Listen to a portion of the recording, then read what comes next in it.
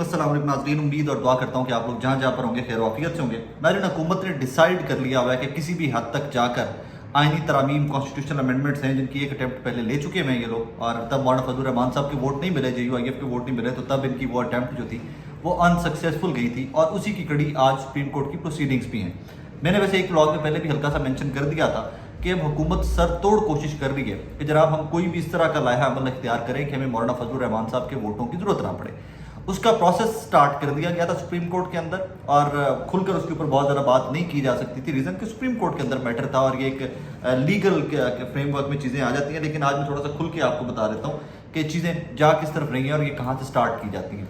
Justice Munib Mansoor Ali Shah साहब और काजी फाइसा साहब, ये तीनों के ऊपर मुश्तमिल कमेटी थी जो डिसाइड करती थी कि नेक्स्ट वीक में बेंचेस कौन से बनेंगे, कौन कौन से केस किस बेंच में लगेंगे।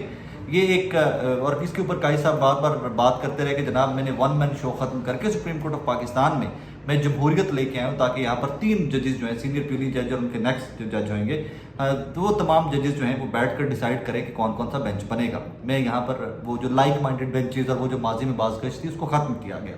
लेकिन यहाँ पर हमने देखा कि अक्सर बेंचेस के अंदर या अक्सर नेक्स्ट वीक की जो बेंच कॉन्स्टिट्यूशन होती थी उसके ऊपर आकर जस्टिस मुनीब साहब और मंसूर अली शाह साहब जो है उनके इख्तलाफात भी सामने आते रहते थे, क्योंकि देखे जमहूरियत थी उसमें जिस तरह खाई साहब कहते थे कि difference of opinion was possible और होना भी चाहिए था कि जहाँ जहाँ पर उनको लगे कि कौन सा केस पहले लगेगा। एक आपको याद है कि जब वो मखसूस नशिस्तों वाला केस आया तो भी छुट्टियाँ स्टार्ट नहीं हुई थी गर्मियों की, और काई साहब ने तब भी कहा कि जनाब रिव्यू पिटीशन लगनी चाहिए। तो उसके ऊपर फिर 2 जजेस ने कहा कि अभी तो डिटेल जजमेंट नहीं आई, अभी तो गर्मियों की छुट्टियां हैं, छुट्टियां खत्म होने दें, डिटेल जजमेंट आने दें और उसके बाद फिर रिव्यू पिटीशन लग जाएगी उसकी। अब वो कहानी आ जाती है आज के दिन के ऊपर। अब 63A एक इंतहाई अहम केस जो डिफेक्शन क्लॉज थी कि अगर आप फ्लोर क्रॉसिंग करते हैं, अगर आप अपनी पार्टी के हुक्म के खिलाफ या अपने पार्लिमानी लीडर के ऑर्डर के खिलाफ वोट करते हैं तो बंदा डीसीट भी हो जाएगा और वो सारा मामला वोट भी काउंट नहीं होगा, उसका रिव्यू पिटीशन लगी हुई है। इस रिव्यू पिटीशन से पहले बेंच बनाने के लिए या इस केस को फिक्स करने के लिए एक ऑर्डिनेंस आता है और ऑर्डिनेंस में काजी फाइसा साहब को ये इख्तियार दे दिया जाता है कि जनाब आप अपनी मर्जी का एक जज ऐड कर सकते हैं कमेटी के अंदर। लिहाजा वो सबसे पहले इल्ज़ामात की बौछार करते हुए जस्टिस मुनीब साहब के ऊपर कि जी वो एक बड़ी मुश्किल सी उर्दू की लुगत इस्तेमाल करते हुए कि जस्टिस मुनीब जो है उनका रवैया सीनियर जजेस के साथ रूड है, ये है, वो आते नहीं है, वो छुट्टियों में चले गए, ब्ला ब्ला ब्ला। तो मंसूर वहाँ पर मुनीब साहब को कमेटी से निकाल दिया गया। उसके बाद जस्टिस मंसूर अली काजी शाह साहब ने खत लिखा। खत लिखने के बाद उन्होंने कहा कि जनाब मुनीब साहब को क्यों निकाला गया है, और उसके बाद फिर काजी साहब ने एक लंबे चौड़े जवाबात की शक्ल में उसको भी एड्रेस किया। उन्होंने कहा जी आपने पूछा तो मैं बता रहा हूँ, वैसे मतलब मैं इसको समझता नहीं था इतना ज़रूरी, मेरे पास इख्तियार था, मैंने निकाल दिया।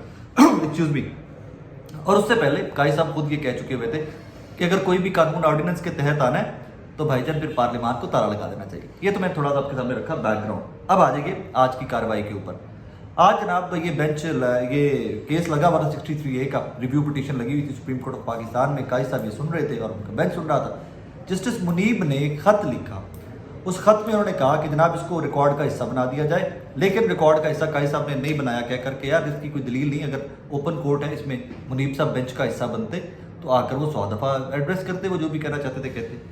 अब उन्होंने इस पे मुनीब साहब ने क्या रिजर्वेशन शो की है जस्टिस मुनीब ने, ज़रा वो सुनिएगा। उन्होंने कहा जी कि जब तक फुल कोर्ट ऑर्डिनेंस का फैसला नहीं करता मुझे इस बेंच की तश्कील पर एतराज़ है, लिहाजा मैं इसका हिस्सा नहीं बनूंगा। फेयर इनफ, हक था उनका। अब इसके आगे क्या होता है, यूजुअली ये होता है कि जब तक कोई भी जज, ऑथर जज किसी बेंच का हिस्सा हो, क्योंकि रिव्यू पिटीशन वही जजेस सुनेंगे ना, अनलेस अनटिल के बीच में से कोई रिटायर हो गया हो तो उसकी जगह नया जज ऐड हो जाएगा। जब तक ऑथर जज, इस फैसले के ऑथर, नॉट टू फॉरगेट इस जज के ऑथर जस्टिस मुनीब साहब है, जब तक ऑथर जज रिक्यूज नहीं करता, खुद से माजरत नहीं करता बेंच का हिस्सा बनने की, तब तक नया बेंच नहीं बन सकता। ये रिवायत है। एक्सक्यूज मी, ये रिवायत है। लेकिन काजी फाइसा साहब ने आज क्लियर कट कह दिया कि हम कोशिश करेंगे कि जस्टिस मुनीब कल इस बेंच का हिस्सा हों, वो कोर्ट रूम तशरीफ लाएं, वो इस बेंच में बैठें और केस सुने, और अगर वो नहीं आते तो हम उनको फोर्स नहीं कर सकते, लिहाजा हम उनको कल नया बेंच बना दिया जाएगा। 99.99% चांसेस हैं कि नया बेंच बन जाएगा। और ये मुझे आपको हम सबको पता था कि जस्टिस मुनीब जो है इस बेंच में नहीं बैठेंगे, रीज़न उनको कमेटी से निकाला गया, फिर ये बेंच कॉन्स्टिट्यूट किया गया। अब कल क्या होने जा रहा है सबको नजर आ रहा है ऑब्वियसली कि इसमें जस्टिस मुनीब साहब की जगह कोई नया बंदा ऐड कर लिया जाएगा, क्योंकि इस टाइम के ऊपर काजी साहब full out, all out game है कि जनाब किसी भी तरह से 63 आए। अब 63A क्यों आए, मैं उसके ऊपर भी इसी ब्लॉग के अगले सेगमेंट में थोड़ा सी बात करते हैं उसके ऊपर।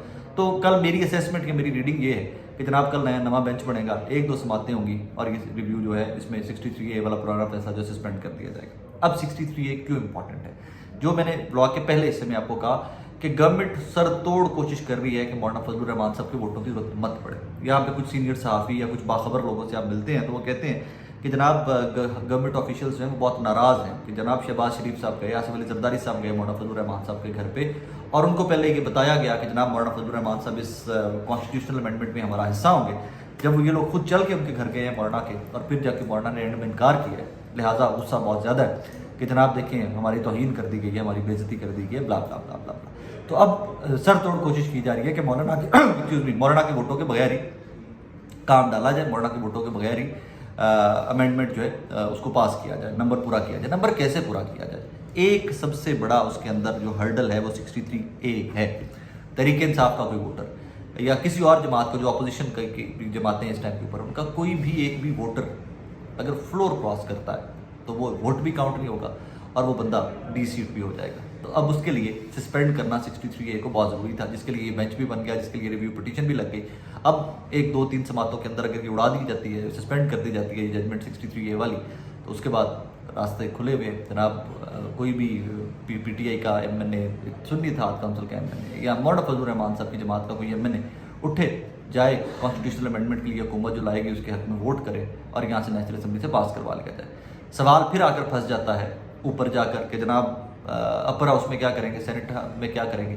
तो सेनेट के लिए भी यही फॉर्मूला इंप्लीमेंट होगा कि कोई भी सेनेटर JUIF का हो, पाकिस्तान तहरीक इंसाफ का हो, अगर वो इस कॉन्स्टिट्यूशनल अमेंडमेंट के हक में वोट दे देता है तो फिर वो वोट काउंट होगा। क्योंकि इसके ऊपर बिलावल भुट्टो जरदारी साहब कुछ दिन पहले से स्टेटमेंट्स देते आ रहे थे कि जनाब वोट काउंट होना चाहिए, अपनी मर्जी से कोई वोट कर सकता होना चाहिए। दो कि पीपल्स पार्टी माजी में जाकर इनका जब जमहूर पसंदों का रवैया या इनकी स्टेटमेंट्स देखें तो आपको हैरानी होगी कि माजी में पीपल्स पार्टी क्या कहती है ये फ्लोर क्रॉसिंग के ऊपर, और इसके ऊपर हुकूमतें बनाई और गिराई जाती रही।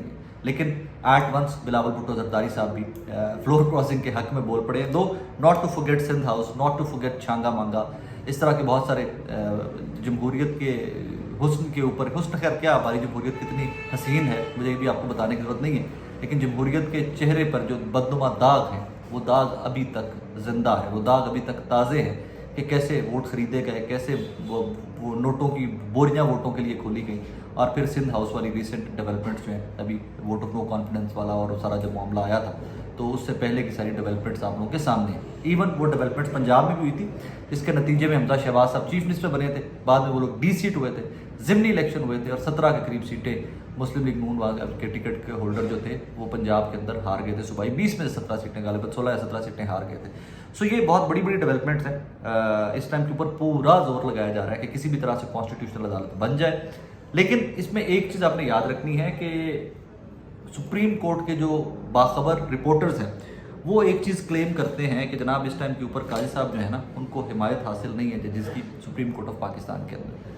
97 के वाक़यात आप ज़हन में रखिएगा, मैं सोच रहा हूँ कि उसके ऊपर मैं थोड़ा सा एक डिटेल ब्लॉग 97 के वाक़यात पर भी करूँ कि तब क्या हुआ था, तब हुकूमत किसकी थी, तब सुप्रीम कोर्ट में लड़ाई कैसे डाली गई और कैसे वो मेस क्रिएट किया गया। तो वो आज के और वो वाक़यात जो है ना मुझे बहुत मुशाबियत और बहुत मिलते जुलते नज़र आ रहे हैं। बदकिस्मती की बात यह है कि एक ही जुमला मैं तो बार बार कहता हूँ कि अपने इक़्तिदार को दवाम देने के लिए, थोड़ी से दिनों के लिए मज़ीद प्रोलॉन्ग करने के लिए, केसेस से बचने के लिए किसी भी हद तक ताकत का इस्तेमाल किया जा रहा है, जमहूरियत को रोंदा जा रहा है, आपका मेरे बुनियादी इंसानी हकूक़ को सामने नहीं रखा जा रहा। और फिर ये लोग बात करते हैं आकर जमहूरियत की, फिर ये आकर ये सियासतदान आपको मुझे लेक्चर देते हैं कि हम जमहूर पसंद। अपना ख्याल रखिएगा, दुआ में याद रखिएगा।